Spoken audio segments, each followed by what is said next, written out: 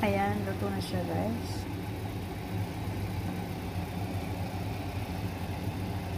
Nag-separate ako ng portion ng aking nalutong stir-fry vegetable.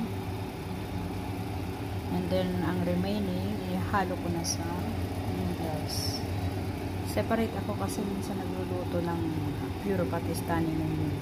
And, mahina tayong kumain dahil sanay tayo sa Filipino foods.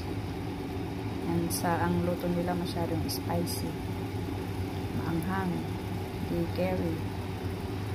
So, kailangan mag-separate. Naghiwa din pala ako ng dahon ng sibuyas. Lalagay ko sa ibabaw para magandang para na rin sa garnishing kung sakaling table presentation. Pero ito ihahalo ko na siya. Okay.